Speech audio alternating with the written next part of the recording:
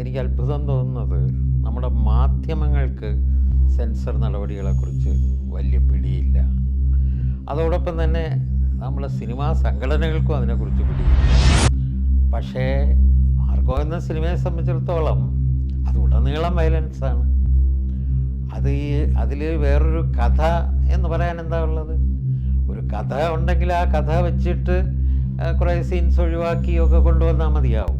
പക്ഷേ ഇതിലെ കഥ എന്ന് പറയുന്നത് ആ വയലൻസാണ്, ഉടനീളം വയലൻസാണ്. അപ്പം അത് അങ്ങനെ മാറ്റാൻ പറ്റില്ല. മാറ്റിയാലും അത് തീർച്ചയായിട്ടും ആ സിനിമ തന്നെ ഇല്ലാതാകും എന്നുള്ള അവസ്ഥ. അപ്പോൾ ആരോ എഴുതിയിരിക്കുന്നു, ഇതിന് അനുമതി കൊടുത്ത സെൻസർ ബോർഡ് അംഗങ്ങളെ വിചാരണ ചെയ്യണം. അതൊക്കെ ബാലിശമാണ്. കാരണം കാലം മാറിയതനുസരിച്ച് അതിൽ വന്നിട്ടുള്ള മാറ്റങ്ങൾ വന്നിട്ടുണ്ട്. അത് അനുവദിക്കാതിരിക്കാൻ പറ്റാത്ത ഒരു സാഹചര്യമുണ്ട്. ഇങ്ങനെയുള്ള പടങ്ങൾ അത്രയേറെ വരുന്നുണ്ട്. അപ്പോൾ ഇതെല്ലാം പാസ്സാക്കാതെ വിട്ടാൽ പിന്നെ എങ്ങനെയാണ് ഫിലിം ഇൻഡസ്ട്രി മുമ്പോട്ട് പോകുന്നത്? അപ്പോൾ ഈ പടം കണ്ട ഒരു police officer, retired police officer, അദ്ദേഹം ഒരു ചാനലിലിരുന്ന് പറയുന്ന കേട്ടു, ഈ പടം സെൻസർ ചെയ്ത് പാസ്സാക്കി കൊടുത്ത അംഗങ്ങളെ ചാട്ടവാറ് കൊണ്ടടിക്കണം എന്ന് പറഞ്ഞിട്ട്. അപ്പോൾ എനിക്ക് തോന്നി ഈ റിട്ടയർ ചെയ്ത പോലീസ് ഓഫീസർമാരെയൊക്കെ സെൻസർ ബോർഡിലേക്ക് കയറ്റിയാൽ മതി. എന്തായിരിക്കും റിസൾട്ട്? നമ്മൾ വാശി പിടിക്കേണ്ടത്, നമ്മൾ കൂടുതൽ നല്ല ചിത്രങ്ങൾ, ഇന്ത്യയിൽ വന്നതിൽ വെച്ച് ഏറ്റവും നല്ല ചിത്രം ഞാൻ നിർമ്മിക്കും എന്നൊരു വാശി ഒന്നാ മനസ്സിലാക്കാം. ഇന്ത്യയിൽ വന്നതിൽ വെച്ച് ഏറ്റവും നല്ല ദൃശ്യഭംഗിയുള്ള ചിത്രം ഞാൻ നിർമ്മിക്കും എന്ന് വാശി പിടിച്ചാലും മനസ്സിലാക്കാം. ഇന്ത്യയിൽ വന്നിട്ടുള്ളതിൽ ഏറ്റവും വലിയ അതിക്രമമുള്ള ചിത്രം നിർമ്മിക്കും എന്നുള്ളതൊന്നും ഒരു ലക്ഷ്യമാകാൻ പാടില്ല. അത് സിനിമാക്കാരെ വഴിതെറ്റിക്കും എന്നുള്ളതാണ് ഓർക്കേണ്ട ഒരു കാര്യം. ചലച്ചിത്ര വിചാരത്തിലേക്ക് സ്വാഗതം. മാർക്കോ വിവാദങ്ങൾ ഇപ്പോഴും അവസാനിച്ചിട്ടില്ലെന്ന് തോന്നുന്നു. ഇപ്പോൾ സെൻസർ ബോർഡിൻ്റെ ഒരു നടപടിയെക്കുറിച്ചാണ് ചർച്ച. അതൊക്കെ വായിക്കുകയും കേൾക്കുകയും ചെയ്യുമ്പോൾ എനിക്ക് അത്ഭുതം തോന്നുന്നത് നമ്മുടെ മാധ്യമങ്ങൾക്ക് സെൻസർ നടപടികളെക്കുറിച്ച് വലിയ പിടിയില്ല. അതോടൊപ്പം തന്നെ നമ്മളെ സിനിമാ സംഘടനകൾക്കും അതിനെക്കുറിച്ച് പിടിയില്ല എന്നാണ്. കാരണം ഈ ടെലിവിഷനിൽ പ്രദർശിപ്പിക്കാൻ അനുവാദമില്ല എന്ന് ഉള്ള വാർത്ത വന്നപ്പോൾ അത് ഏതാണ്ട് സെൻസർ ബോർഡ് പുതിയതായിട്ടെടുത്ത ഒരു തീരുമാനമാണ്. അപ്പോൾ ഉടനെ ചിലർ അത് ചെയ്തത് തെറ്റായിപ്പോയി, ആദ്യം പ്രദർശനാനുമതി കൊടുത്തിട്ട് പിന്നെ നിഷേധിച്ചത് ശരിയായില്ല എന്നൊക്കെ പറയുന്നത് കേട്ടു. വാസ്തവത്തിലിവിടെ അങ്ങനെയൊന്നും സംഭവിച്ചിട്ടില്ല. സംഭവിച്ചതെന്താണെന്ന് വെച്ചാൽ, എല്ലാവർക്കും അറിയാവുന്ന പോലെ നമ്മുടെ സിനിമകൾ യു ഉണ്ട്, UA ഉണ്ട്, A ഉണ്ട്. അത് ഒരു കാലഘട്ടത്തിൽ ഇതൊന്നും വളരെ സ്ട്രിക്റ്റായിട്ട് ആരും നോക്കുമായിരുന്നില്ല. ഇപ്പോൾ ധാരാളം പരാതികൾ വരുന്നത് കൊണ്ട് കുറേയെങ്കിലും തിയേറ്ററുകാർ നോക്കുന്നുണ്ട്. അതുപോലെ തന്നെ എയും UAയും സർട്ടിഫിക്കറ്റുകൾ പോസ്റ്ററിൽ കാണിക്കണം എന്ന് ആവശ്യപ്പെടുന്നുമുണ്ട്. അപ്പോൾ അത് വേണം. കാരണം UAക്ക് തന്നെ പല ഗ്രേഡുകളുണ്ട്. UA 13+ ഉണ്ട്, 17+ ഉണ്ട്. അപ്പോൾ അങ്ങനെയുള്ള സർട്ടിഫിക്കറ്റ് രീതികൾ അത് സാമാന്യമായിട്ട് എല്ലാവരും തന്നെ അറിഞ്ഞിരിക്കേണ്ടതാണ്, അറിയാവുന്നതാണ് നമ്മുടെ ധാരണയും. അപ്പോൾ ഇതിൽ A സർട്ടിഫിക്കറ്റ് കിട്ടുന്ന ചിത്രങ്ങൾ ടെലിവിഷനിൽ പ്രദർശിപ്പിക്കുകയില്ല. അത് ഇപ്പോഴെന്നല്ല, പണ്ട് തൊട്ടേ അങ്ങനെ തന്നെയാണ്. അപ്പോൾ പിന്നെ ആ ചിത്രങ്ങൾ ടെലിവിഷനിൽ വരുത്താൻ എന്താണ് മാർഗം? അതിനും ഒരു മാർഗമുണ്ട്. ഇത് എന്തുകൊണ്ടാണോ അതിന് A സർട്ടിഫിക്കറ്റ് കിട്ടിയത്, ആ കാരണം അത്തരം സീനുകൾ അതിൽ നിന്ന് വെട്ടിമാറ്റുന്നു, എന്നിട്ട് റിവൈസ് ചെയ്യുന്നു, ചിത്രം ഒന്ന് റിവൈസ് ചെയ്യുന്നു. റിവൈസ് ചെയ്തിട്ട് അത് റീസെൻസറിങ് നടത്തുന്നു. അങ്ങനെ ചെയ്യുമ്പോഴാണ് അതിന് ഒരു UAയോ UO കിട്ടുക. അത് കിട്ടുമ്പോൾ ആ സർട്ടിഫിക്കറ്റ് കിട്ടിയ വെർഷനാണ് പിന്നീട് ടെലിവിഷനിൽ വരുന്നത്. ഇങ്ങനെ ധാരാളം ചിത്രങ്ങൾ വന്നിട്ടുണ്ട്. ഞാനും സെൻസർ ബോർഡ് അഡ്വൈസറി പാനലിലിരുന്ന വിവിധ കാലഘട്ടങ്ങളിൽ ഇത്തരത്തിൽ റീസെൻസറിങ്ങിന് വേണ്ടി വന്ന അനേകം പടങ്ങൾ കാണാൻ അവസരം കിട്ടിയിട്ടുണ്ട്.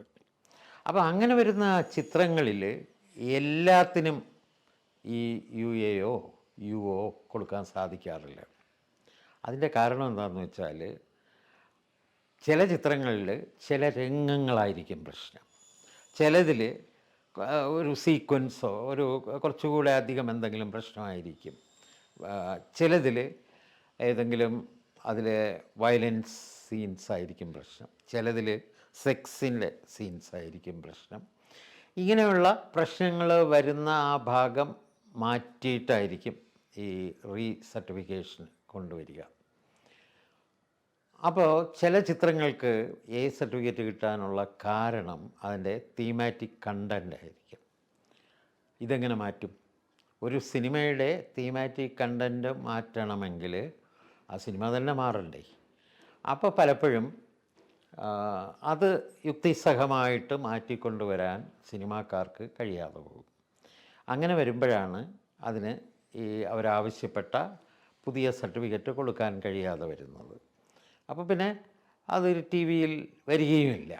അങ്ങനെ ധാരാളം ചിത്രങ്ങൾ വന്നിട്ടുണ്ട്, മുമ്പും വന്നിട്ടുണ്ട്.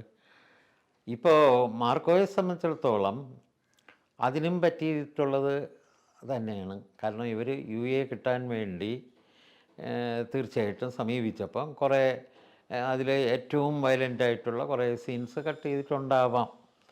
പക്ഷേ മാർക്കോ എന്ന സിനിമയെ സംബന്ധിച്ചിടത്തോളം അത് ഉടനീളം വയലൻസാണ്. അതിൽ വേറൊരു കഥ എന്ന് പറയാൻ എന്താ ഉള്ളത്? ഒരു കഥ ഉണ്ടെങ്കിൽ ആ കഥ വെച്ചിട്ട് കുറേ സീൻസ് ഒഴിവാക്കിയൊക്കെ കൊണ്ടുവന്നാൽ മതിയാവും. പക്ഷേ ഇതിലെ കഥ എന്ന് പറയുന്നതേ ആ വയലൻസാണ്, ഉടനീളം വയലൻസാണ്. അപ്പോൾ അത് അങ്ങനെ മാറ്റാൻ പറ്റില്ല. മാറ്റിയാലും അത് തീർച്ചയായിട്ടും ആ സിനിമ തന്നെ ഇല്ലാതാകും എന്നുള്ള അവസ്ഥയാണ്. അപ്പോൾ അതുകൊണ്ട് അവർ കൊണ്ടുവന്നത് എന്താണെന്നൊന്നും എനിക്കറിയില്ല, എന്തായിരിക്കും സംഭവിച്ചിരിക്കുക എന്നറിയില്ല. പക്ഷേ അത് ഊഹിക്കാവുന്നതേ ഉള്ളൂ. മാർക്കോ പോലെ ഒരു സിനിമ അതിന് UA അല്ലെങ്കിൽ U കൊടുക്കാൻ പാകത്തിൽ ആ സിനിമയെ മാറ്റിക്കൊണ്ടുവരാൻ കഴിയില്ല എന്നുള്ളത് തന്നെയാണ്. അങ്ങനെ വരുമ്പോൾ സ്വാഭാവികമായും അവർ ആ സർട്ടിഫിക്കറ്റ് അനുവദിക്കുന്നില്ല. അതുകൊണ്ടാണ് അത് ടെലിവിഷനിൽ കാണിക്കാൻ സാധിക്കില്ല എന്ന് പറയുന്നത്. ഇത് ഒരു പുതിയ കാര്യം പോലെ ടെലിവിഷനിൽ കാണിക്കാനായിട്ട് സെൻസർ ബോർഡ് അനുവാദം കൊടുത്തില്ല എന്നൊക്കെ പറഞ്ഞിട്ട് ഒരു പുതിയ ബഹളം ഉണ്ടാക്കുക, അത് പബ്ലിസിറ്റിക്ക് സഹായിക്കും. തീർച്ചയായിട്ടും സിനിമയുടെ പബ്ലിസിറ്റിക്ക് ഇത്തരം കാര്യങ്ങൾ, ഈ വിവാദങ്ങൾ അവരെ സഹായിക്കും. പക്ഷേ അതിൽ പുതുമയൊന്നുമില്ല.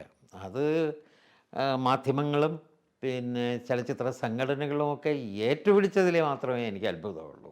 കാരണം നടന്നത് വളരെ സ്വാഭാവികമായ ഒരു പ്രക്രിയയാണ്. അതങ്ങനെ തന്നെ സംഭവിക്കുകയുള്ളൂ.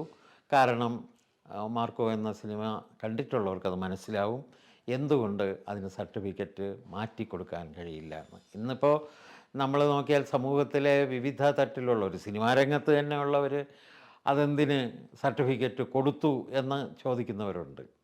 അതെന്തിനാണ് സെൻസർ അത് പാസ്സാക്കിയത് എന്ന് ചോദിക്കുന്ന എത്രയോ ആളുകളുണ്ട്.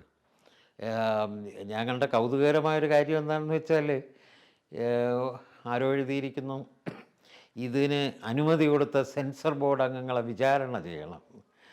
അതൊക്കെ ബാലിശ്യമാണ്. കാരണം കാലം മാറിയതനുസരിച്ച് അതിൽ വന്നിട്ടുള്ള മാറ്റങ്ങൾ വന്നിട്ടുണ്ട്. അത് അനുവദിക്കാതിരിക്കാൻ പറ്റാത്ത ഒരു സാഹചര്യമുണ്ട്.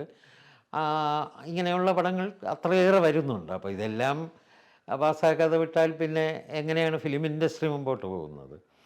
ഈ അവസരത്തിൽ ഞാൻ മറ്റൊരു കാര്യം ഓർക്കുകയാണ്. കുറേ കാലം മുമ്പ് പ്രേമം എന്ന സിനിമ വന്ന സമയത്ത് അതിന് സെൻസർ സർട്ടിഫിക്കറ്റ് കൊടുത്തപ്പോൾ ഒരു ചാനലിൽ അന്ന് കുറച്ച് വിവാദങ്ങളുണ്ടായല്ലോ. അത് വിവാദങ്ങളുണ്ടാകാനുള്ള ഒരു കാരണം ആ പടം സെൻസർ ബോർഡിൽ നിന്നത് ചോർന്നു എന്നൊക്കെ പറഞ്ഞൊരു ആരോപണമുണ്ടായി. അത് നിഷേധിച്ചു. പക്ഷേ പിന്നീട് കണ്ടുപിടിക്കുമ്പോൾ അവിടെ വന്ന ഒരു താൽക്കാലിക ജീവനക്കാരനാണ് അത് ചെയ്തതെന്നുള്ളതൊക്കെ കണ്ടുപിടിക്കുകയും ഒക്കെ ചെയ്ത ഒരു സംഭവം ഉണ്ടായി. അപ്പോൾ അതിനോടനുബന്ധിച്ച് ഇത് ധാരാളം ചർച്ചയുണ്ടായി. അപ്പോൾ ഈ പടം കണ്ട ഒരു പോലീസ് ഓഫീസർ, റിട്ടയർഡ് പോലീസ് ഓഫീസറാണ്, അദ്ദേഹം ഒരു ചാനലിലിരുന്ന് പറയുന്ന കേട്ടു, ഈ പടം സെൻസർ ചെയ്ത് പാസ്സാക്കി കൊടുത്ത അംഗങ്ങളെ ചാട്ടവാറ് കൊണ്ടടിക്കണം എന്ന് പറഞ്ഞിട്ട്. അപ്പോൾ എനിക്ക് തോന്നി ഈ റിട്ടയർ ചെയ്ത പോലീസ് ഓഫീസർമാരെയൊക്കെ സെൻസർ ബോർഡിലേക്ക് കയറ്റിയാൽ മതി, എന്തായിരിക്കും റിസൾട്ട്? അവരൊക്കെ സിനിമയെ കാണുന്നത് ഇങ്ങനെയാണെങ്കിൽ അതിൻ്റെ പിറ്റേന്ന് തൊട്ട് ആവിഷ്കരണ സ്വാതന്ത്ര്യ അപകടത്തിൽ എന്ന് പറഞ്ഞിട്ട് സെൻസർ ബോർഡിന് മുമ്പിൽ സമരങ്ങൾ നടക്കുന്നത് കാണാൻ കഴിയും. അപ്പം ഇത് പലപ്പോഴും ഇതിൽ അംഗങ്ങളായി വരുന്നവരെ കുറിച്ച് പോലും ഞാൻ ചിന്തിച്ചിട്ടുണ്ട്. ഒരു ആർട്ടിസ്റ്റ് ഒരിക്കൽ ഈ സെൻസർ ബോർഡിൽ ഒരു ധർണ നടത്തിയ കാലത്ത്, അന്ന് നമ്മുടെ സിനിമാ സംഘടനകൾ ഒക്കെ കൂടെ ധർണ നടത്തിയായിരുന്നു. ആ ധർണ നടത്തിയ സമയത്ത് ഒരു ആർട്ടിസ്റ്റ് പ്രസംഗിക്കുന്നത് കേട്ടു. അവരഭിനയിച്ചു കൊണ്ടിരിക്കുമ്പോൾ അതിൻ്റെ ഒരു ആവശ്യമില്ലാതെ സംവിധായകൻ കട്ട് പറഞ്ഞു. എന്താണെന്ന് നോക്കിയപ്പോൾ അതിൻ്റെ പുറകിൽ കൂടെ ഒരു പശു പോകുന്നു.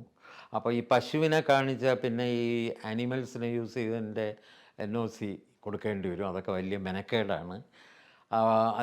അതിൻ്റെ സ്ഥാപനത്തിൽ പോയി കൈക്കൂലിയൊക്കെ കൊടുക്കണം. അതുകൊണ്ടാണ് കട്ട് ചെയ്തതെന്ന്.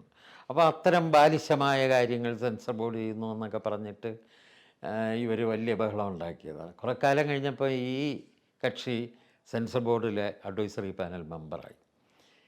അവരുടെ കൂടെ ഒരു ദിവസം ഞാനുണ്ടായിരുന്നു. അന്ന് ഒരു സംഭവം ഉണ്ടായത്, ഒരു കഥാപാത്രം നടന്നു പോകുമ്പോൾ തെരുവിലെ കുറേ പട്ടികൾ, ഈ തെണ്ടിപ്പട്ടികൾ തമ്മിൽ കടിപിടി കൂടുന്നുണ്ട്.